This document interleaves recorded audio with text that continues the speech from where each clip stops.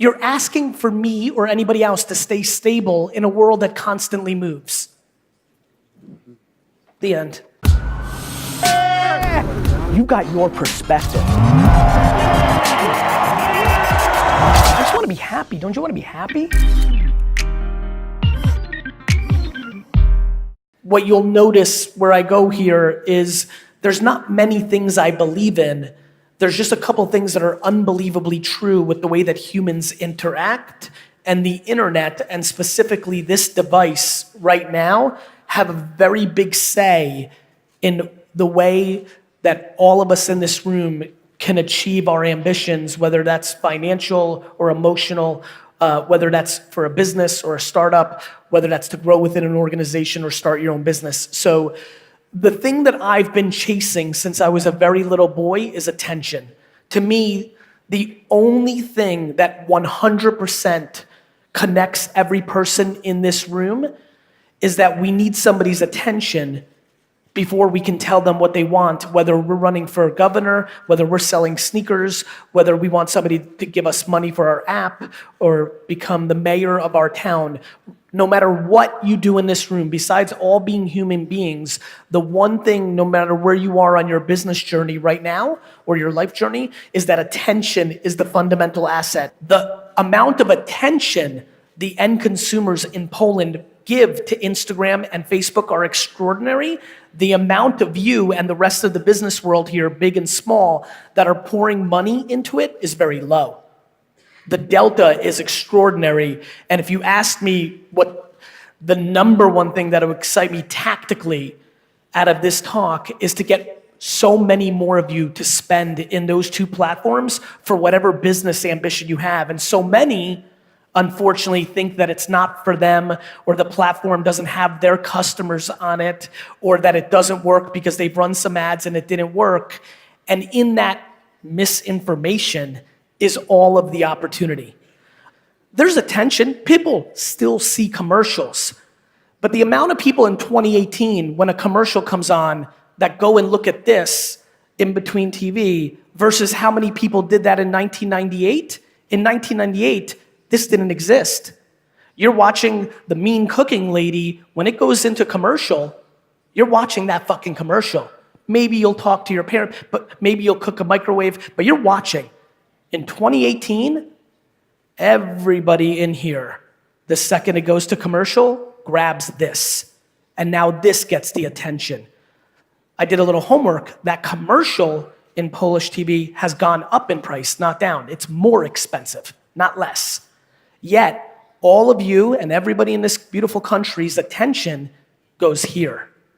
It's now overpriced attention. I have never been to Poland before, and I'm so happy to be here. I looked at my phone the entire time. I've never been in this country. I wanted to come to this country because it's so close to where I was born. I got into a car. It's the first time I'm here. And outside the fact that they wanted to show me one building, your main building, which is beautiful, by the way, besides looking at that building for 13 seconds, I looked at my phone the whole time. 20 years ago, I would have watched outside very carefully and looked at all the beautiful differences and similarities. But what I also would have seen was the billboards that you have on your highways and roads. That billboard used to have more value. Today, it's gone up in price from 15 years ago, yet everybody here, when they're not driving as a passenger, is looking at their fucking phone. My friends, understanding this is very, very important. The amount of people in here who are wasting money in marketing every day because it used to work is the opportunity and the danger depending on how you're navigating your business and your life. What used to work is always the thing that's going to put you out of business. Looking backwards allows somebody to pass you. I am astonished by how many people, when they produce content for the internet, produce it for their self-interest, not for their audiences. I am astonished by how many of you, and I can think about 12 to 15 of you, and I'm trying to see if I can see any of your faces. I was astonished by how many of you produce content just in your best interest, not in your audience's. It's about you and what you're trying to sell, and for you. And every post, and every post, and every post, I know it makes me cry. She's right, the baby's fucking right. Just like attention, supply and demand is everything. And if you're gonna be a personal brand or a coach or an influencer or have an app or sell something, you have to understand, in 2018, in a world of Amazon and Facebook and Instagram, everybody's gonna do that. There's nothing anybody here is gonna start that can't be started by hundreds of thousands, millions, and tens of millions of people for the same zero cost. The great thing about the internet is that we all can play. The terrible thing about the internet is that we can all play. It means you have to actually be good. Yesterday I was in London, a girl came up to me, she stood on stage, I was about to leave, but she was very emotional, I wanted to do it nice, so I came over. She said to me, I've been trying so hard for a year to build influence, you know, and I'm like, well, how old are you? She's like, 20. I'm like, well, what do you want to talk about? Well, I just want to talk. I'm like, why would anybody fucking listen to you? And I wasn't trying to razz her, I was trying to get her to answer a question. I've always felt comfortable producing content because I didn't produce content for the first 15 years of my career. I first built an actual company. I then actually was right about where the internet was going. I then actually invested in Facebook and Twitter and was right. And then I had the audacity to think that I was worth listening to. Today, everybody just wants to be listened to because they want to get attention to then sell something. Do you know how fucking crazy that is? You need to first put yourself in a place to get the attention.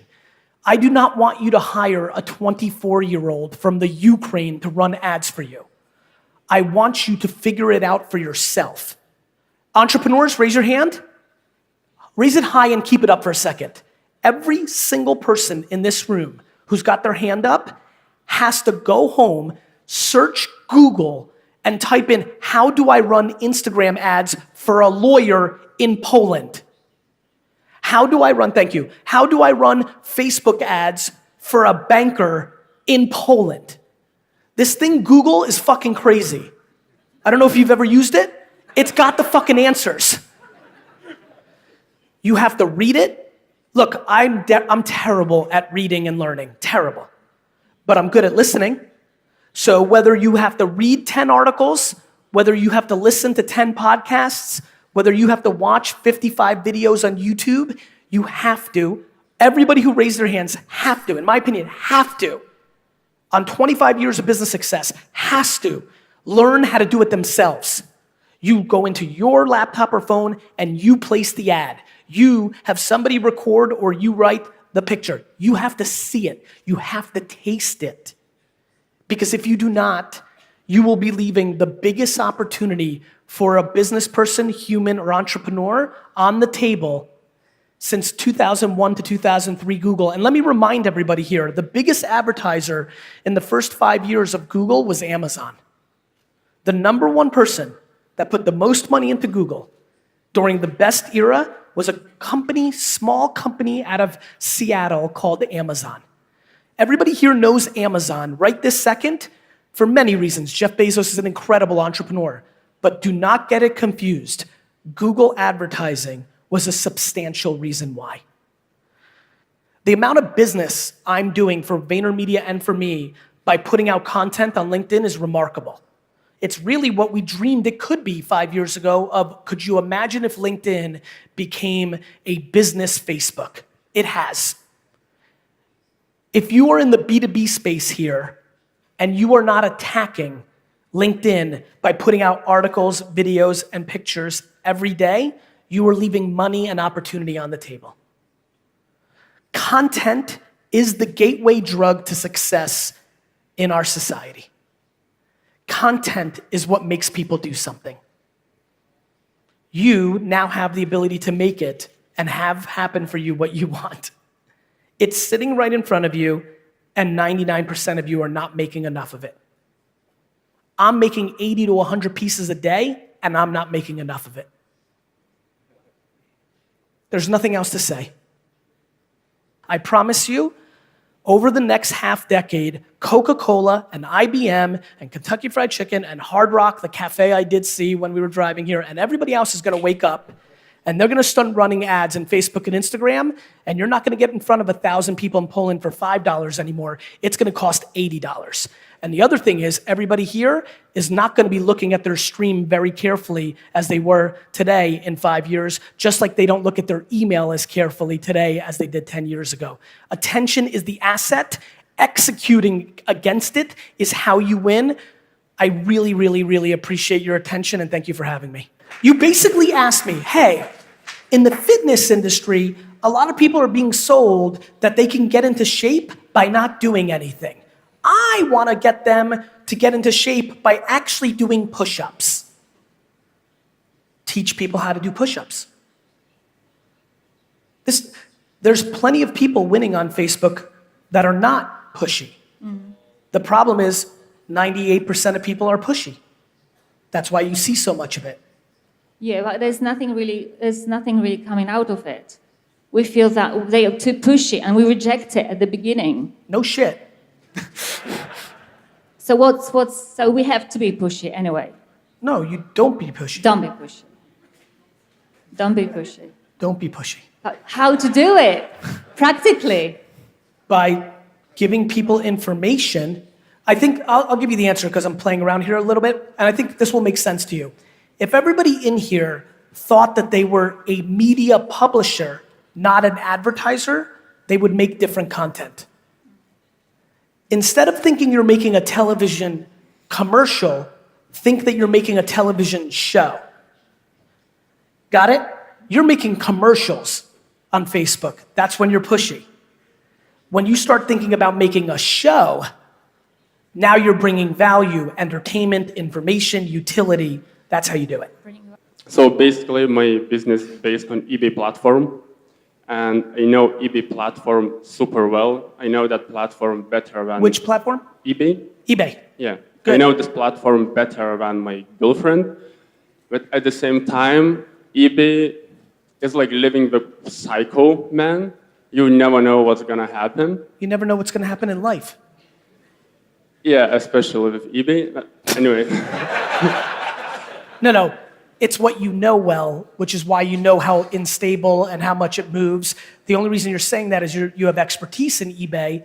I promise you, you never know what's going to happen in social. You never know what's going to happen in crypto. You never know what's going to happen in Madison Avenue and Wall Street and Warsaw and Silicon Valley. You could get hit by a bus tonight and die. You never know anything. Okay, so I'm going to go to question. So there are two statements in business. One statement is that we need to go all in, 100% into it. And another statement is that we need to create some different sources of income. Both. You're 20 fucking years old. 16, 19, 23. Right? 26. But yeah. Fine, you look great. Anyway. Thank you. Both. Keep crushing eBay and establish other revenue streams too. So you mean like keep doing on eBay and also establish Amazon, Etsy, and so on? 100%. Thank you. And you know why, right? Mm-hmm. Because you have the time to work 10 hours more a day. Also, do you see a drop shipping like long-term thing, Yes. long-term business? Yes. And selling shit will always be around. Can I take photos? Sometimes markets are better. Sometimes Shopify's better than Amazon. Sometimes eBay's better than Craigslist. Sometimes Facebook Marketplace. Shit will always change. eBay didn't fucking exist 20 years ago. You're asking for me or anybody else to stay stable in a world that constantly moves. The end.